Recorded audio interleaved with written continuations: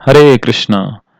तो आप सभी भक्तों का आज के इस अध्ययन सत्र में पुनः स्वागत है। जैसा हमने आपको बताया था कि हम कृष्णा पुस्तक के अध्याय नंबर 2 को 3 भागों में पढ़ेंगे। तो आज अध्याय 2 को हम पूरा समाप्त हो जाएगा। तो आज तीसरा दिन है। इससे पहले कि हम इस सत्र को प्रारंभ करें, हम एक इम्पॉर्टेंट इन्फॉर्मेशन आपको ये देना चाहते थे कि हम अभी कुछ समय में ही यानी कि कल तक आपके ग्रुप्स के अंदर टेलीग्राम का एक ग्रुप का लिंक शेयर करेंगे। हम एक टेलीग्राम का ग्रुप बनाने जा रहे हैं। टेलीग्राम एक ऐप है जो व्हाट्सएप के जैसे ही काम करती है। उस ऐप के 2 फायदे हैं। पहला ये कि आप सेटिंग में जाकर अपना नंबर हाइड कर सकते हैं, यानी छुपा सकते हैं ताकि कोई आपका नंबर ना देख सके। आप ग्रुप में रहेंगे, आपको सारे मैसेज प्राप्त होंगे, लेकिन कोई आपका नंबर मिसयूज नहीं कर पाएगा। ऐसा इसलिए क्योंकि अभी हमको जानकारी प्राप्त हुई थी कि किसी ग्रुप में एक व्यक्ति ने कुछ लोगों को पर्सनल मैसेजेस भेजे और हम ये नहीं चाहते कि हमारे इस ग्रुप के अंदर इस प्रकार की कोई भी गतिविधि हो। अतः हम आपसे अनुरोध करते हैं कि आप अपने फ़ोन के अंदर टेलीग्राम ऐप को इंस्टॉल कर लीजिए। हम आपके सभी व्हाट्सएप ग्रुप्स में इसका लिंक शेयर कर देंगे, टेलीग्राम इंस्टॉल करने का भी और टेलीग्राम जो हम ग्रुप बनाएंगे नया, उसको ज्वाइन करने का भी। उसके अलावा हम एक और कारण है जो हम टेलीग्राम को इस्तेमाल करना चाहते हैं, क्योंकि उसके अंदर जो नंबर ऑफ लोग हैं, जो मतलब प्रतिभागियों की, भक्तों की जो संख्या है, वो काफ़ी ज़्यादा लोग हो सकते हैं। अभी व्हाट्सएप में आप देखेंगे केवल 250 लोग हो सकते हैं, परंतु टेलीग्राम एक ऐसी ऐप है जो काफ़ी ज़्यादा नंबर को रख सकती है। तो हमें भी थोड़ी सी परेशानी हो रही है। लगभग 5000 लोग हमारे साथ हैं, जुड़े हुए हैं और हमारे पास 20 व्हाट्सएप ग्रुप्स हैं। तो सारे व्हाट्सएप ग्रुप्स में मैसेज करना थोड़ा सा असुविधा होती है। तो इस कारण से भी हम टेलीग्राम पर शिफ्ट होना चाहते हैं। तो इसलिए आपसे अनुरोध है, हम आपको लिंक शेयर करेंगे, आप उसे यूज़ करके टेलीग्राम इंस्टॉल कर लीजिए और हमारा टेलीग्राम ग्रुप को भी ज्वाइन कर लीजिएगा। इसके पश्चात आज हम अपना यह सत्र प्रारंभ करते हैं। हमें कुछ भक्तों ने कुछ डाउट्स भी भेजे थे जो उनको चैप्टर नंबर 2 से थे। हम प्रयास करेंगे कि उसके ऊपर भी थोड़ा सा डिस्कशन करें। हो सकता है आज का सत्र हल्का सा 10 मिनट ज़्यादा चला जाए, क्योंकि कुछ डाउट्स भी हैं, तो हम उसको लेने का प्रयास करेंगे। तो आइए प्रारंभ करते हैं इस प्रार्थना से। कृष्णा कृष्णा कृष्णा कृष्णा कृष्णा कृष्णा कृष्णा हे कृष्णा कृष्णा कृष्णा कृष्णा कृष्णा कृष्णा कृष्णा हे कृष्णा कृष्णा कृष्णा कृष्णा कृष्णा कृष्णा रक्षा माम् कृष्णा कृष्णा कृष्णा कृष्णा कृष्णा कृष्णा पाहि माम् राम राघव राम राघव राम राघव रक्षा माम् कृष्णा केशव कृष्णा केशव कृष्णा केशव पाहि माम्। और प्रभुपाद जी का प्रणाम मंत्र। नमः ओम विष्णुपादाय कृष्णापृष्ठाय भूतले श्रीमते भक्ति वेदांत स्वामिन इति नामिने नमस्ते सारस्वते देवे गौरवाणी प्रचारिणे निर्विशेषा शून्यवादी पाश्चात्य देशातारिणे हरे कृष्णा कृष्णा कृष्णा हरे हरे हरे राम राम राम हरे हरे। तो अभी तक जहाँ हम पहुँचे हैं वहाँ पर कुछ आप लोगों को कुछ डाउट्स थे। तो हम पहले एक बार इस चीज़ को समझने का प्रयास करते हैं जो प्रभुपाद जी यहाँ पे समझा रहे हैं कि निर्विशेषवादी आखिर होते कौन हैं और वो क्या करते हैं, ताकि हम ये समझ पाएं। तो सबसे पहले निर्विशेषवादी का अर्थ है जो भगवान का जो रूप है उसको केवल निराकार मानते हैं, यानी कि वे अपने आप को किस में लीन करना चाहते हैं, भगवान के ब्रह्म तेज में, और उसके लिए वो कठिन तपस्या करते हैं। तो इस चीज को समझाने के लिए हमने आपको एक छोटा सा ये फोटोग्राफ दिखाया है। तो इसमें देखिए, ये जो हम नीचे नीचे देख रहे हैं ये हमारा भौतिक जगत है जहां पर हम रहते हैं। तो अगर इसको ध्यान से देखें तो ये हमारा भौतिक जगत है। तो इस यहाँ पे जो व्यक्ति जो भगवान के पुरुष अवतार लेते हैं वो है गर्भोदक्षाई विष्णु। तो हमने आपको पिछले क्लास में बताया था कि क्षीरोदक्षाई विष्णु जो है वो श्वेत द्वीप पर रहते हैं, और जो इस फोटो में आपको दिख रहे हैं वो गर्भोदक्षाई विष्णु है, क्योंकि ये गर्भोदक सागर के अंदर अपने विराजमान रहते हैं। और इसके बाद आगे चल के हम आपको एक और पुरुष अवतार बताएंगे जिनको कहते हैं महाविष्णु या कारणोदक्षाई विष्णु। तो ये 3 पुरुष अवतार हैं भगवान विष्णु के, भगवान श्री कृष्ण के, जो हम आगे चल के पढ़ेंगे। तो अगर आप यहाँ देखिए तो जो हमारी सृष्टि है, जो हम भूलोक है, वो यहाँ पर है, और उससे नीचे 7 प्लैनेटरी सिस्टम्स हैं जिन्हें लोक कहते हैं। तो यहाँ आप देख सकते हैं अतल, वितल, सुतल, तलातल, महातल, रसातल और पाताल। तो आपने पाताल का नाम सुना होगा।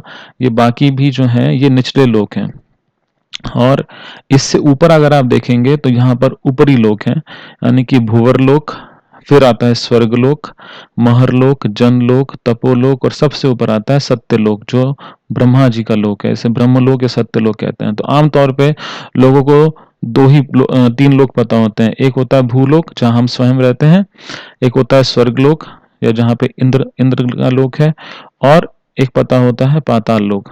लेकिन हमने सुना है कि 14 लोक हैं। तो ये 14 लोक ऐसे ही हैं हमारे ऊपर, 1 2 3 4 5 6 लोक ऊपर हैं, 7वां हमारा है, और उसके नीचे 8 लोक और हैं। सॉरी, 7 लोक नीचे हैं। तो 7 लोक नीचे, सेंटर में हम हैं, और हमारे ऊपर 6 लोक और हैं। तो ये है भौतिक संसार। और भौतिक संसार ये तो केवल हमारा ब्रह्मांड है। इसके अलावा अगर आप ऊपर वाली फोटो में देखेंगे तो ऐसे जो भौतिक जगत है इसमें बहुत सारे ब्रह्मांड है, असंख्य ब्रह्मांड है। और जो आप यहाँ पे पर्सनालिटी देख रहे हैं, जो व्यक्तित्व आप यहाँ देख रहे हैं, ये हैं कारणोदक्षाई विष्णु या महाविष्णु। तो ये जो संसार है ये है भौतिक जगत, यानी कि यहाँ से लेकर इस तक। इसके पश्चात जो बीच में ये सेपरेशन है, ये जो भगवान से उत्पन्न हो रही जो तेज है, ये है ब्रह्म ज्योति या ब्रह्म तेज। और इसके ऊपर है वैकुंठ और गोलोक वृंदावन। तो ये जो है ये आध्यात्मिक जगत है, यानी कि जो 1 हमने लिखा है। जो दूसरा है वो ब्रह्म ज्योति, यानी कि भगवान के शरीर से उत्पन्न होने वाला तेज। और जहां हम हैं वो है भौतिक जगत, यानी कि यहाँ पर। और हम इस ब्रह्मांड में, इस छोटे से भूलोक के अंदर छोटे से एक स्थान में रहते हैं। तो समझने वाली बात यह है कि जो भगवान की ओर उन्मुख होते हैं उनमें से कुछ लोग ऐसे होते हैं जो भगवान की ओर आकर्षित तो होते हैं, लेकिन वो भगवान के जो शरीर से निकलने वाला तेज है उसकी ओर आकर्षित होते हैं, यानी कि ब्रह्म ज्योति के प्रति आकर्षित होते हैं। लेकिन जो भक्त होते हैं वो भगवान की सेवा करना चाहते हैं। भगवान को प्राप्त करने का अर्थ है कि भगवान के धाम में जाकर उनकी सेवा करना। तो जैसे जैसे हम आगे पढ़ेंगे हम आपको और आगे बताएंगे कि कैसे इसका क्या प्रोसेस है, हम इसको कैसे कर सकते हैं। तो जो निर्विशेषवादी हैं उनका जो ज्ञान है वो सिर्फ इतना है कि ब्रह्म ज्योति से आगे उनको जानकारी ही नहीं है कि कुछ एग्जिस्ट करता है, उसके अलावा कोई और चीज है भी। तो वो केवल भगवान के उस ब्रह्म तेज से आकर्षित हो जाते हैं। तो और वहां जाने के लिए वो बहुत कठिन तपस्या करते हैं। तो प्रभुपाद जी ये समझा रहे हैं यहाँ पर कि वो भगवान के जो इसको ऐसे भी समझा जा सकता है जैसे सूर्य है। तो सूर्य का एक रूप है, सूर्य एक प्लैनेट है, सूर्य का एक रूप भी है। तो जो सूर्य से उत्पन्न होने वाली रोशनी है, लेकिन उसका कोई आकार नहीं है, उसका कोई रूप नहीं है कि नहीं? तो अगर कोई व्यक्ति केवल ये कहे कि देखो सूर्य की किरणों का तो कोई आकार होता ही नहीं है, परंतु सूर्य का तो आकार है, तो इसलिए वो जो व्यक्ति, इसलिए भगवान साकार भी हैं और निराकार भी हैं। भगवान का साकार रूप भी है जो श्याम सुंदर रूप है, और भगवान निराकार भी हैं क्योंकि वो सब जगह विद्यमान है। तो जैसे सूर्य अपनी रोशनी, अपने किरणों के द्वारा सब जगह अपना प्रभाव दे रहा है, तो वो निराकार रूप में सब जगह विद्यमान है, लेकिन एक रूप, उनका रूप भी है। तो यहीं पर प्रभुपाद जी ने निर्विशेषवादी के बारे में समझाया कि वो ब्रह्म तेज में लीन होने के लिए कठिन तपस्या करते हैं। तो यहाँ तक आप लोगों को क्लियर है। और एक और पॉइंट, चलिए हम इसको आगे पढ़ते हैं, फिर एक और पॉइंट अभी आपको समझा देते हैं। इससे पहले श्रील प्रभुपाद जी ने हमको एक इम्पॉर्टेंट चीज़ बताई थी कि जब कोई व्यक्ति भगवान की ओर आकर्षित होता है और भगवान के चरण कमलों की जो जैसी नाव है, भगवान के चरण कमलों को एक नाव के समान बताया गया है। तो जैसे हम उस नाव की शरण लेते हैं, उस नाव की ओर जाते हैं, तो जो इतना बड़ा भौतिक संसार है, ये जो इतना बड़ा भौतिक संसार है जिसको पार करना पाना बहुत मुश्किल है, क्या होता है उसके साथ? इतना बड़ा संसार सिर्फ इतने से पानी के समान हो जाता है। यानी कि एक बछड़े के जो खुर से बना हुआ गड्ढा है, उसके अंदर जितना पानी समा सकता है उसके समान हो जाता है, और उसको तो एक छोटा सा बच्चा भी लांघ सकता है। तो इसलिए प्रभुपाद जी यहाँ समझा रहे थे कि जो ये नाव है, भगवान के चरण कमलों की जो नाव है, वह जब उस व्यक्ति उसकी शरण लेता है, तो वो जो संसार है, जो वो सृष्टि है, जो भौतिक संसार है, वो किसके समान परिवर्तित हो जाता है? आपके विचारों में लीन रहकर प्रकृति द्वारा उत्पन्न अज्ञान के महासागर को गोखुर के में समाने वाले जन के समान बना दिया है। तो हम अगर भगवान के चरण कमलों की सेवा करते हैं, उन पर उनके ऊपर ध्यान लगाते हैं, भगवान के चरण कमलों के ध्यान से ही बड़े बड़े मुनि इस विशाल भवसागर को बिना कठिनाई के पार कर लेते हैं। तो ये एक इम्पॉर्टेंट पॉइंट था जो हम समझाना चाहते थे आपको, अभी तक जो डिस्कशन हुआ। और इसके अलावा एक और पॉइंट था जो आपको हम बताना चाहते थे कि कथा उपनिषद में कहा गया है कि इस शरीर में रूपी वृक्ष का एक पक्षी फल खा रहा है और दूसरा केवल साक्षी के रूप में देख रहा है। तो इस चीज को समझाने के लिए हमने आपको एक और फोटो यहाँ पर दिखाई है। ये है कि कथा उपनिषद ये बताती है कि ये जो भौतिक संसार है, इसके अंदर ये एक पेड़ के समान है, और उसमें ये जो है एक जीवात्मा है, यानी कि जो आत्मा है वो अलग अलग कार्यों में रत है। यानी कि देखिए वो कुछ फल खा रहा है। अब यहाँ जो फल लगे हैं ये किस प्रकार के हैं? 2 प्रकार के हैं, सुख और दुख। और जो इसके साथ बैठी हुई चिड़िया है, यानी कि साथ बैठी हुई जो पक्षी है, वो कुछ खा नहीं रहा है, वो केवल देख रहा है कि देखो अच्छा ये ऐसा कर रहा है, इसकी ये इच्छाएं हैं, इसको ये चाहिए। तो वो केवल विटनेस है, अनुमंता उपदृष्टा। वो देख रहे हैं कि ये किसकी क्या इच्छाएं हैं, ये क्या कर रहा है। और उसके वृक्ष के अलग अलग इंपॉर्टेंट इंफॉर्मेशन बताई गई हैं कि उस वृक्ष की जो जड़ें हैं वो 3 हैं, यानी कि सतोगुण, रजोगुण और तमोगुण। फिर ये बताया गया है कि उस वृक्ष पे जो फल लगे हुए हैं वो हैं 2 प्रकार के, लेकिन उनका जो टेस्ट है, उनका जो स्वाद है, वो 4 प्रकार का है, धर्म, अर्थ, काम और मोक्ष। फिर जो उसके पास 5 तरह की इंद्रियां हैं, वो जो सेंसेस हैं वो 5 तरह की हैं। फिर उन सेंसेस के अंदर, उन इंद्रियों के अंदर 6 प्रकार के दोष हैं। फिर इस प्रकार से पूरा एक श्रृंखला है, यानी कि 1 से लेके 10 तक पूरी श्रृंखला है। तो आप इसे पढ़ सकते हैं। और यहाँ पर यह भी बताया गया है कि जो ये पक्षी है ये अलग अलग गतिविधियां कर रहा है, और अपनी गतिविधियों के अनुसार उसको अगला शरीर प्राप्त होता है। तो हाँ, अगर वो पक्षी भगवान की ओर देखता है, भगवान की तरफ देखता है, उनकी आज्ञा का पालन करता है, तो तब उसका जीवन सफल हो जाता है। तो हम यहाँ से आगे पढ़ेंगे कि आप इस सेक्शन को एक बार फिर से पढ़ सकते हैं, तो आपको बेटर समझ में आ जाएगा। हमने आपको पीडीएफ शेयर किया ही हुआ है, तो हम इसको जहां हमने कल समाप्त किया था वहीं से प्रारंभ करते हैं। भगवत गीता में कहा गया है कि निर्विशेषवादियों को चरम लक्ष्य की प्राप्ति के लिए महान यातनाएं सहनी पड़ती हैं। श्रीमद् भागवतम के प्रारंभ में भी इसका उल्लेख है कि भगवान की शक्ति के बिना किसी को सकाम कर्मों के बंधन से मुक्ति प्राप्त नहीं हो सकती। भगवत गीता में भगवान कृष्ण का और श्रीमद् भागवतम में नारद मुनि का कथन है, और यहाँ भी देवता इसकी पुष्टि करते हैं। जो लोग भक्ति नहीं करते उन्हें ज्ञान का चरम लक्ष्य ज्ञात नहीं रहता। ऐसे लोगों को आपकी कृपा प्राप्त नहीं होती।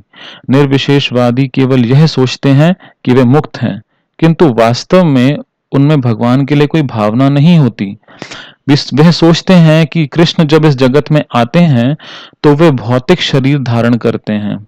इस प्रकार वे कृष्ण के दिव्य शरीर की उपेक्षा कर देते हैं। तो उनका ख्याल केवल यही है कि कृष्ण जो है वो जब इस संसार में अवतरण होता है उनका, तो वो भी एक भौतिक शरीर धारण करते हैं, लेकिन भगवान का जो शरीर है वो तो सच्चिदानंद है। और इसलिए आगे प्रभुपाद जी बताते हैं कि भगवत गीता में इसकी पुष्टि हुई है। अब जानन्ति माम मूढ़ा, तो वो मुझे अब जानन्ति मतलब मुझे गलत समझते हैं, मुझे समझ ही नहीं पाते। मूढ़ा कि मूर्ख लोग मुझे समझ नहीं पाते। फलतः निर्विशेषवादी भौतिक वासना पर विजय पाने तथा मुक्ति तक पहुंचने के बावजूद भी नीचे गिर जाते हैं। तो भले ही वो बहुत कठिनाई और यातनाओं को सहन करते हुए, बहुत कठिन तपस्या करते हुए, फिर भी वो अगर ब्रह्म ज्योति तक पहुंच भी जाने, उसमें सक्सेसफुल हो भी जाते हैं, तो भी वो उससे वापस पुनः नीचे गिर जाते हैं। यदि वे ज्ञान के लिए ही वस्तुओं को जानने में व्यस्त रहते हैं और भगवान की भक्ति नहीं करते, तो उन्हें वांछित फल प्राप्त नहीं हो सकता। उनके हाथ लगता है केवल उनके द्वारा उठाया गया कष्ट, इससे अधिक कुछ नहीं। तो यहाँ पे भगवान की प्रेममयी सेवा और निर्विशेषवादियों का जो कठिन तपस्या का जो भाव है, उसके बीच में एक डिफरेंस एक बताया जा रहा है कि भक्ति का जो पथ है, भक्ति का जो मार्ग है, वो बहुत एक तरह से एक व्यक्ति को पूरा आनंद प्रदान करने वाला है, लेकिन जो निर्विशेषवादियों का जो अप्रोच है वो बहुत कठिन है, बहुत। और ये क्वेश्चन अर्जुन भी गीता में भगवान से पूछते हैं कि आप बताइए कौन सा बेटर है। तो भगवान बताते हैं कि ये जो पथ है ये बहुत कठिन है और उनको बहुत तपस्या करनी पड़ती है। तो आगे चलते हैं। भगवत गीता में स्पष्ट कहा गया है कि ब्रह्म साक्षात्कार ही सब कुछ नहीं है, जैसा हमने अभी डिस्कस किया। ब्रह्म साक्षात्कार द्वारा भौतिक आसक्ति या विरक्ति के बिना भी मनुष्य प्रसन्न रह सकता है और समभाव के पद को प्राप्त हो सकता है, किंतु इस अवस्था के बाद भक्ति करनी ही होती है। जब मनुष्य ब्रह्म साक्षात्कार पद तक उठ जाने के बाद भक्ति करता है, तो वह आध्यात्मिक राज्य वैकुंठ में प्रवेश करता है, जहां वह भगवान की संगति में स्थायी निवास करता है। भक्ति का यही परिणाम होता है। भगवान के भक्त कभी भी निर्विशेषवादी की भांति नीचे नहीं गिरते।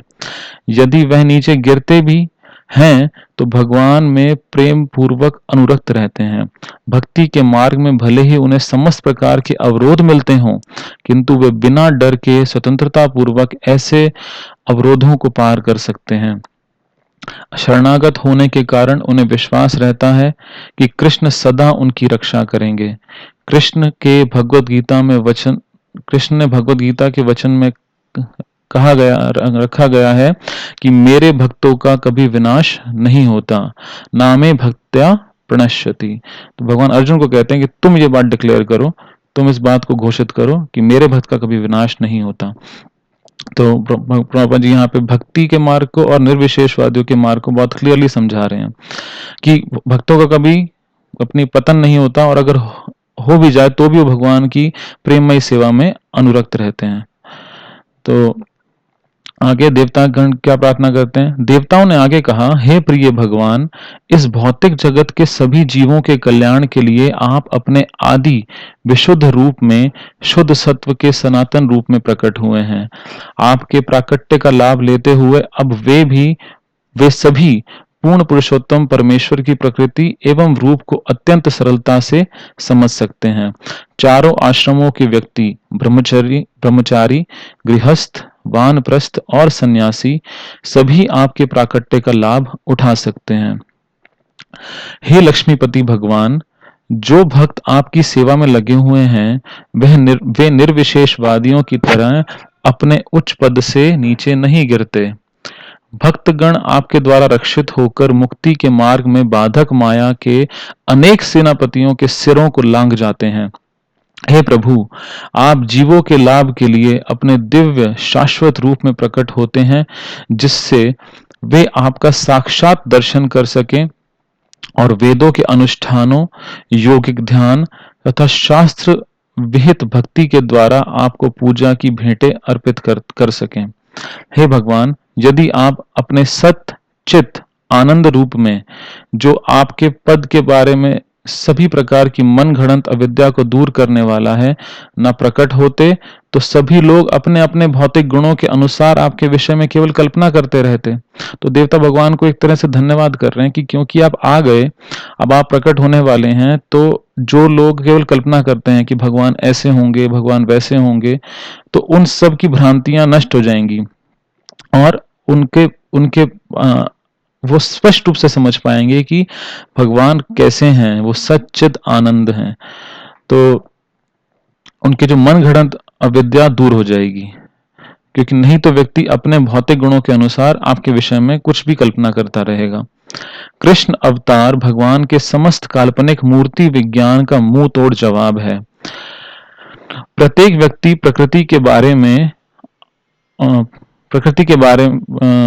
बारे में अपने अपने गुणों के अनुसार भगवान के स्वरूप की कल्पना करता है। ब्रह्म संहिता में कहा गया है कि भगवान पुरातन पुरुष हैं, सबसे पुराने पुरुष हैं।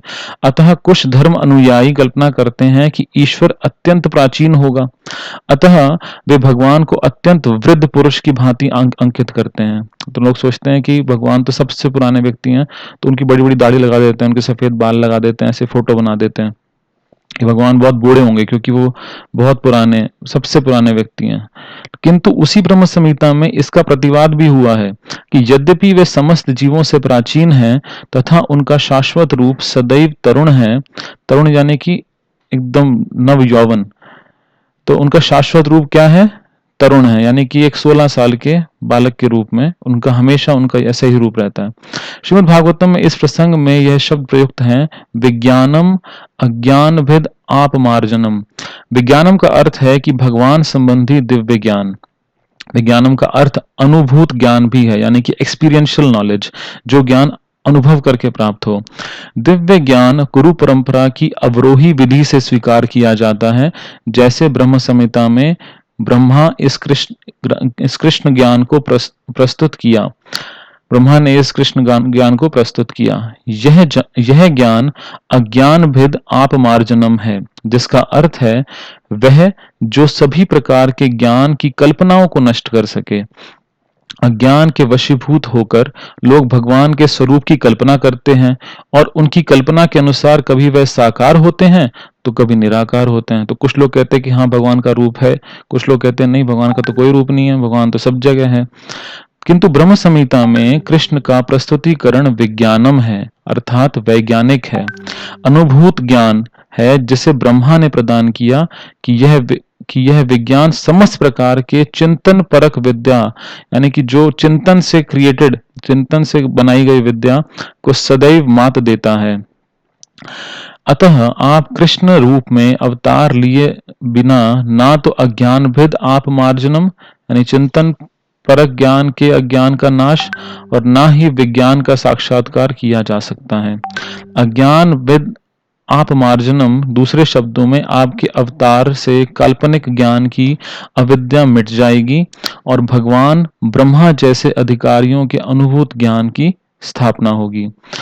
मनुष्य भौतिक प्रकृति के 3 गुणों से प्रभावित होकर प्रकृति के गुणों के अनुसार अपने ईश्वर की कल्पना करते हैं। इस प्रकार ईश्वर को अनेक प्रकार से प्रस्तुत किया जाता है, किंतु आपके प्राकट्य से यह सिद्ध हो जाएगा कि ईश्वर का असली रूप क्या है। तो प्रभुपाद जी यहाँ पे बता रहे हैं कि देवतागण एक्चुअली बोल रहे हैं अज्ञान भिद आप मार्जनम। ये जो वर्ड एग्जैक्टली यूज हुआ है यहाँ पे, विज्ञानम अज्ञान भिद आप मार्जनम। तो विज्ञान का अर्थ है भगवान से संबंधित दिव्य ज्ञान, और उसका अर्थ ये भी है अनुभूत ज्ञान, यानी कि अनुभव से प्राप्त हुआ ज्ञान। तो प्रभुपाद जी बता रहे हैं कि दूसरा ये जो ज्ञान है, एक तो ये विज्ञान है, यानी कि कृष्ण के बारे में जो भी ये ज्ञान है ये ब्रह्मा जी अपने अनुभूति से बता रहे हैं, अपने एक्सपीरियंस से बता रहे हैं, उन्होंने ये ज्ञान बताया। और दूसरा ये ज्ञान जो है अज्ञान भिद आप मार्जनम, यानी कि वो सभी प्रकार की जो अज्ञान से उत्पन्न हुई जो कल्पनाएं हैं उनको नष्ट करेगा। तो क्योंकि आप स्वयं आ गए हैं और ब्रह्मा जी ने इस ज्ञान को हमें ब्रह्म संहिता में दिया है, तो ये जो ज्ञान है ये विज्ञानम भी है और अज्ञान भिद आप मार्जनम। सभी प्रकार के, मार्जन का मतलब होता है सफाई करना, जैसे हम गुंडीचा मार्जन करते हैं, मार्जन का मतलब संस्कृत में होता है सफाई करना। तो सभी प्रकार के अज्ञान को ये क्या करता है, जो लोग अपने मन घड़न तरीके से भगवान के बारे में कुछ भी सोचते हैं कि भगवान साकार है, निराकार है, भगवान तो है ही नहीं, भगवान तो सिर्फ एक कॉन्सेप्ट है, तो उन सब चीजों को आपके आने से क्या होगा, वो सब नष्ट हो जाएंगे। तो आगे चलते हैं। निर्विशेषवादियों की सबसे भयंकर भूल उनका यह विचार है कि जब भगवान अवतरित होते हैं तो वे सतोगुणी पदार्थ का रूप स्वीकार करते हैं, यानी कि भगवान जो हैं वो सच्चिदानंद नहीं बल्कि एक भौतिक सतोगुण का रूप स्वीकार करते हैं। वस्तुतः कृष्ण या नारायण का रूप किसी भौतिक विचार के परे होता है। यहाँ तक कि महानतम मायावादी शंकराचार्य ने भी स्वीकार किया है कि नारायणः परो अव्यक्तात्, भौतिक सृष्टि द्रव्य के अव्यक्त प्राकट्य से या द्रव्य के अप्रत्यक्ष संरक्षण से उत्पन्न होती है और कृष्ण इस भौतिक बोध से परे हैं। इसे श्रीमद् भागवतम में शुद्ध सत्व या दिव्य सत्व कहा गया है। इनका संबंध सतोगुण से नहीं है, वे भौतिक सत्व से ऊपर हैं, वे सच्चिदानंद स्वरूप हैं। तो जैसा कि हम सब जानते हैं कि जो मटेरियल मोड्स ऑफ नेचर, यानी कि जो भौतिक प्रकृति के 3 गुण हैं वो हैं सतोगुण, रजोगुण और तमोगुण। तो मायावादी जो हैं, जो निर्विशेषवादी हैं, वो ये सोचते हैं कि भगवान जो हैं वो कैसे हैं, भौतिक सत्वगुण से बने हैं। भगवान जब सृष्टि में प्रकट होते हैं तो वो भौतिक सत्वगुण से बने हैं, परंतु श्रील प्रभुपाद जी और देवतागण यहाँ बता रहे हैं कि वो शुद्ध सत्व यानी कि प्योर गुडनेस से बने हैं। उनका जो दिव्य सत्व है यानी कि ट्रांसेंडेंटल गुडनेस, दिव्य सत्व या शुद्ध सत्व कहा गया है। भगवान भौतिक प्रकृति के अधीन नहीं है और उनका जो स्वरूप है वो कैसा है, सतचित और आनंद का रूप है।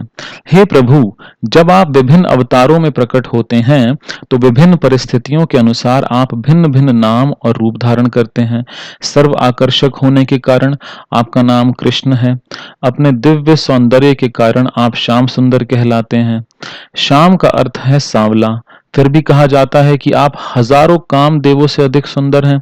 कंदर्प कोटि कमनीय, यद्यपि आपका रंग श्याम बादल जैसा है किंतु दिव्य परम होने के कारण आपका सौंदर्य कामदेव के कोमल शरीर से कई गुना आकर्षक है। तो जनरली ऐसा होता है कि जिसका रंग थोड़ा सांवला होता है उसको ऐसा प्रतीत होता है, दुनिया में जनरली एक कॉन्सेप्शन है कि ये बहुत ज्यादा सुंदर नहीं है, लेकिन ब्रह्मा जी प्रार्थना करते हैं कंदर्प कोटि कमनीय, यानी कि आपका जो आपका जो सौंदर्य है वो कामदेव के शरीर से भी करोड़ों कामदेव के शरीर से भी ज्यादा सुंदर है।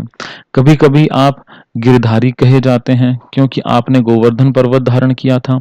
कभी कभी आप नंद नंदन वासुदेव, देखिए यहाँ पे लिखा है वासुदेव, लिखा वसुदेव के पुत्र वासुदेव या देवकी नंदन कहलाते हैं, क्योंकि आप महाराज नंद या वसुदेव अथवा देवकी के पुत्र के रूप में जन्म लेते हैं। निर्विशेषवादी सोचते हैं कि आपके अनेक नाम अथवा रूप आपके किसी विशिष्ट कार्य तथा गुण के कारण हैं, क्योंकि वे अपने को भौतिक दर्शक मानकर आपको स्वीकार करते हैं। हे प्रिय, आपकी प्रकृति, रूप तथा कार्यकलाप को कल्पना द्वारा नहीं जाना जा सकता।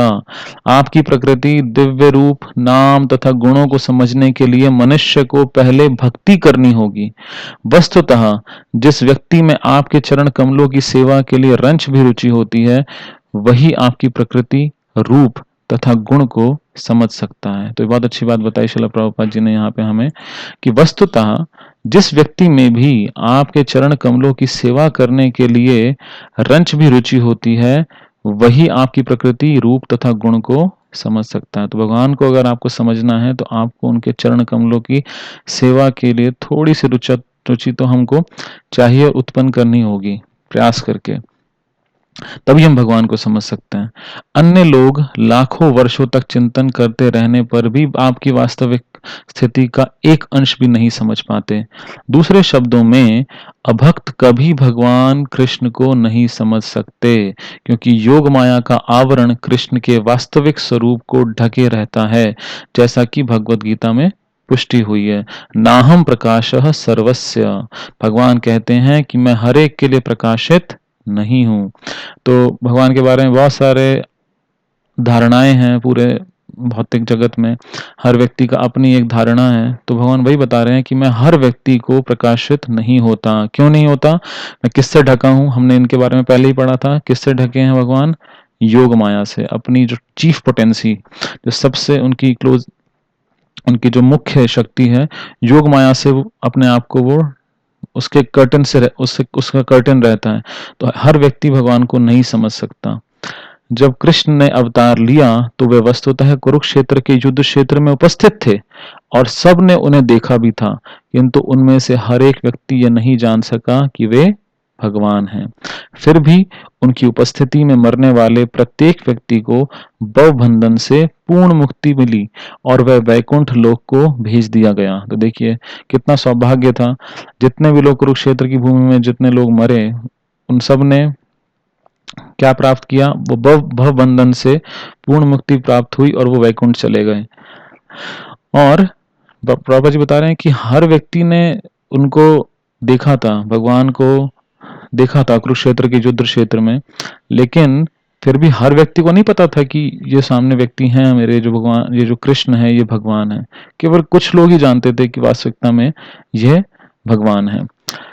और क्यों ऐसा है? तो प्रभुपाद जी ने इसका उत्तर ऊपर दिया है, क्योंकि भगवान क्या होते हैं? योग माया के आवरण से कृष्ण अपने स्वरूप को ढके रहते हैं। तो हे भगवान, आगे देवता बोलते हैं, हे भगवान, निर्विशेषवादी या अभक्त यह नहीं समझ सकते कि आपका नाम आपके रूप से अभिन्न है। चूंकि भगवान परम हैं, अतः उनके नाम तथा वास्तविक रूप में कोई अंतर नहीं है। भौतिक जगत में नाम तथा रूप में अंतर होता है। आम का फल आम के नाम से भिन्न होता है। कोई केवल आम आम आम की रट लगाकर आम का स्वाद नहीं पा सकता, किंतु भक्त जानता है कि भगवान के नाम तथा रूप में कोई अंतर नहीं है। अतः वह हरे कृष्ण महामंत्र, हरे कृष्ण कृष्ण कृष्ण हरे हरे, हरे राम राम राम हरे हरे का कीर्तन करता है और अपने आप को सदैव कृष्ण की संगति से अनुभव करता है। तो यहाँ पे बताया जा रहा है कि भगवान का जो नाम है, जो अभक्त हैं, जो निर्विशेषवादी हैं, वो इस बात को समझ ही नहीं पाते कि भगवान आप अपने रूप से, अपने नाम से अलग नहीं है। भगवान का नाम और भगवान का जो रूप है, भगवान और भगवान के नाम में कोई अंतर नहीं है। नाम और नामी में कोई अंतर नहीं है। तो प्रभुपाद जी बता रहे हैं, अगर कोई आम आम आम बोलता रहे तो ऐसा नहीं कि उसको कुछ मीठा मीठा लगने लगेगा, लेकिन अगर कोई भगवान श्री कृष्ण का हरे कृष्ण महामंत्र जहाँ बताया गया है, अगर उसका कीर्तन करता है, तो वो इस बात को अनुभव कर पाएगा कि कृष्ण की संगति में वो है। और हम देखते भी हैं, जब हम कीर्तन करते हैं, जब हम जप करते हैं, तो इस चीज का अनुभव हम खुद स्वयं भी कर सकते हैं। जो व्यक्ति परमेश्वर के परम ज्ञान में बहुत सिद्ध नहीं है, उन्हें भगवान कृष्ण अपनी दिव्य लीलाएं दिखलाते हैं। वे केवल भगवान की इन लीलाओं का ही चिंतन कर सकते हैं और पूरा लाभ उठा सकते हैं। क्योंकि भगवान के दिव्य नाम तथा रूप में कोई अंतर नहीं होता, जो जो अल्पज्ञानी हैं तथा स्त्रियां, श्रमिक या वणिक वर्ग, उनके लिए व्यासदेव ने महाभारत की रचना की है। तो यहाँ पर बताया जा रहा है कि भगवान की जो दिव्य लीलाएं हैं, भगवान उनको आके हमारे सामने क्यों प्रदर्शित करते हैं, ताकि हम इन लीलाओं का चिंतन कर सकें और उसका लाभ उठा सकें। और महाभारत में कृष्ण अपने विभिन्न कार्यकलापों के साथ विद्यमान है। महाभारत इतिहास है। अल्पज्ञानी लोग श्री कृष्ण की दिव्य लीलाओं के अध्ययन, श्रवण तथा स्मरण मात्र से ही क्रमशः शुद्ध भक्त के पद को प्राप्त होते हैं। तो हम भक्ति में आगे बढ़ते हैं कैसे? जब हम भगवान श्री कृष्ण की दिव्य लीलाओं का अध्ययन करते हैं, श्रवण करते हैं, और अध्ययन और श्रवण करेंगे तो फिर हमें स्मरण भी होगा। तो आप लोग कृष्णा बुक को पढ़ रहे हैं तो नेचुरली आपको धीरे धीरे धीरे आप भक्ति के पद पर और अग्रसर होंगे। शुद्ध भक्त जो कृष्ण के दिव्य चरण कमल के विचार में सदैव लीन रहते हैं और सदैव पूर्ण कृष्ण भावनामृत में रहते हुए कृष्ण भक्ति में लगे रहते हैं, उन्हें कभी भी इस जगत में रहते हुए नहीं मानना चाहिए। यानी कि उनको इस जगत का कभी नहीं मानना चाहिए। क्यों? श्री रूप गोस्वामी ने कहा है कि जो लोग मनसा वाचा कर्मणा कृष्ण भक्ति में लगे रहते हैं, उन्हें इसी शरीर में रहते हुए भी मुक्त हुआ मानना चाहिए। सो कर्मणा यानी कि कर्मों, पहले मनसा मन से, वाचा वाणी से, और कर्मणा कर्मों से। अगर कोई व्यक्ति कृष्ण भक्ति में ही लगा है तो उसे इसी शरीर में क्या मानना चाहिए? मुक्त मानना चाहिए। ये बात कौन बताते हैं? श्रील रूप गोस्वामी बताते हैं, जो हमारे गौड़ीय वैष्णव आचार्य हैं, बहुत प्रमुख आचार्य हैं, और जिन्होंने श्री चैतन्य महाप्रभु से ही शिक्षा प्राप्त की। तो भगवत गीता में इसकी पुष्टि की गई है। जो व्यक्ति भगवान की भक्ति में लगे हुए हैं, उन्होंने पहले ही भवसागर को पार कर लिया है। श्री कृष्ण भक्तों तथा अभक्तों को समान रूप से जीवन का अंतिम लक्ष्य प्राप्त करने का अवसर देने के लिए प्रकट होते हैं। भक्तों को भगवान का साक्षात दर्शन करने तथा उन्हें पूजन का अवसर प्राप्त होता है। जो लोग उस पद को प्राप्त नहीं हैं, उन्हें उनके कार्यकलापों से परिचित होने तथा उनके ही समान पद तक उठने का अवसर प्राप्त होता है। तो भगवान जो है भक्तों और अभक्तों दोनों को समान रूप से जीवन का जो परम लक्ष्य है उसको प्राप्त करने का अवसर प्रदान करने के लिए प्रकट होते हैं। हे प्रिय प्रभु, हे सर्वोपरि नियंता, आपके पृथ्वी पर प्रकट होने पर कंस तथा जरासंध जैसे सभी असुर नष्ट हो जाएंगे और सारा जगत सौभाग्य से व्याप्त हो जाएगा। जब आप इस ग्रह पर चलते हैं, तब आपके पाद पद्मों के तलवे से भूमि पर छाप उठेगी, जैसे ध्वज, त्रिशूल तथा बिजली। तो भगवान के जो चरण कमल है उनके ऊपर बहुत सारे चिन्ह हैं।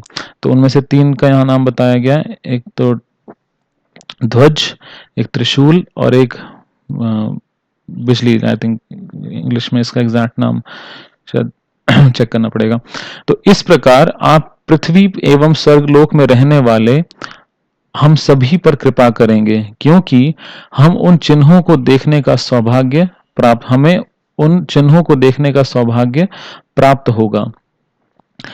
तो भगवान जहां जहां चलते हैं, जैसे वृंदावन में चलते थे, तो भगवान के चरण कमलों पे जो चिन्ह थे, उनसे जो उनके जो चरण कमल जब जहां जहां पड़ते थे तो वहां पे वो चिन्ह बन जाते थे।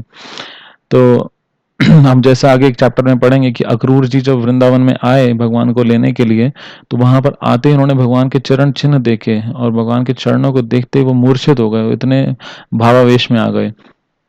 तो आगे पढ़ते हैं। देवताओं ने आगे कहा, हे प्रभु, आप अजन्मा हैं, अतः आपके प्रकट होने का यदि कोई कारण हो सकता है तो वह आपकी आनंददायक लीलाएं ही हैं। यद्यपि भगवान के प्रकट होने का कारण भगवत गीता में बताया गया है, हमने अभी पढ़ा भी था चैप्टर नंबर 1 में। वे भक्तों की रक्षा करने तथा अभक्तों का विनाश करने के लिए अवतरित होते हैं, किंतु वस्तुतः वे अपने भक्तों से आनंद मिलन करने के लिए अवतरित होते हैं, अभक्तों के विनाश के लिए नहीं। तो यहाँ पे प्रभुपाद जी बता रहे हैं कि उनका जो मेन गोल है वो एक्चुअली अपने भक्तों को आनंद प्रदान करने का है। तो कैसे? ये अभक्त तो प्रकृति की मात्र एक ठोकर के द्वारा ही विनष्ट कर दिए जाते हैं। प्रकृति की बहिरंगा शक्ति के कार्य कारण उत्पत्ति, पालन तथा संहार स्वतः चलते रहते हैं, किंतु आपके पवित्र नाम का आश्रय लेने मात्र से ही, क्योंकि आपका नाम तथा आपका व्यक्तित्व अभिन्न है, भक्तगण पर्याप्त सुरक्षित रहते हैं। जब भगवान अवतरित होते हैं तो भगवान की सुरक्षा तथा अभक्तों का विनाश वास्तव में भगवान के कार्य नहीं होते, यह तो उनके दिव्य मनोविनोद के लिए है। उनके अवतार लेने का कोई अन्य कारण नहीं हो सकता। तो यहाँ बताया जा रहा है कि जो भौतिक सृष्टि है उसके अंदर वो तो एक उसकी छोटी सी ठोकर से ये जितने असुर हैं खत्म किए जा सकते हैं, लेकिन भगवान का जो आने का मुख्य उद्देश्य है वो ये है कि वो अपने भक्तों को आनंद प्रदान करते हैं। हे प्रभु, आप यदुवंश में सर्वश्रेष्ठ के रूप में प्रकट हो रहे हैं और हम आपके चरण कमलों में सादर विनम्र नमस्कार कर रहे हैं। इस अवतार के पहले आप मत्स्य, अश्व, कूर्म, अर्धपुरुष, अर्धसिंह, वराह, हंस, भगवान रामचंद्र, परशुराम इत्यादि अनेक अवतार ले चुके हैं। आप भक्तों की ही रक्षा के लिए प्रकट होते रहे हैं। अतः हम आपसे प्रार्थना करते हैं कि आप अपने प्रस्तुत रूप में हमें तीनों लोकों में वैसी ही सुरक्षा प्रदान करें और शांतिपूर्ण जीवन यापन के लिए मार्ग के समस्त अवरोधों को दूर कर दें। हे माता देवकी, आपके गर्भ में भगवान हैं जो अपने समस्त पूर्ण अंशों सहित प्रकट होने वाले हैं। वे हमारे कल्याण के लिए प्रकट होने वाले आदि भगवान हैं। अतः आपको अपने भाई भोजराज, यानी कि भोजराज मतलब कंस, से भयभीत नहीं होना चाहिए। आपके पुत्र भगवान कृष्ण जो आदि भगवान हैं, पवित्र यदुवंश की रक्षा हेतु प्रकट होंगे। भगवान अकेले नहीं अवतार ले रहे, वे अपने पूर्ण अंश बलदेव के साथ होंगे। देवकी अपने भाई कंस से अत्यंत भयभीत थीं, क्योंकि उसने उनके कई शिशु मार डाले थे। यानी कि 6 भाई भगवान के पहले कंस ने मारे थे, तो इसलिए देवकी बहुत भयभीत थी। वह कृष्ण के विषय में अत्यंत चिंतित रहती थी। विष्णु पुराण में कहा गया है कि देवकी को सांत्वना प्रदान करने के लिए सभी देवता अपनी पत्नियों सहित उनसे मिलते रहते और प्रोत्साहित करते रहते कि वे डरे नहीं कि उनके पुत्र को कंस मार देगा। उनके गर्भ में स्थित कृष्ण को न केवल संसार का भार कम करने, अपितु उन्हें यदुवंश के हित की रक्षा करने और विशेष रूप से देवकी तथा वसुदेव की रक्षा करने के लिए प्रकट होना था। ऐसा माना जाता है कि कृष्ण को वसुदेव के मन, या हमने पहले पढ़ा था मन या हृदय, मन से देवकी के मन और फिर वहां से उनके गर्भ में स्थानांतरित कर दिया गया था। अतः सभी देवताओं ने कृष्ण की माता देवकी की पूजा की।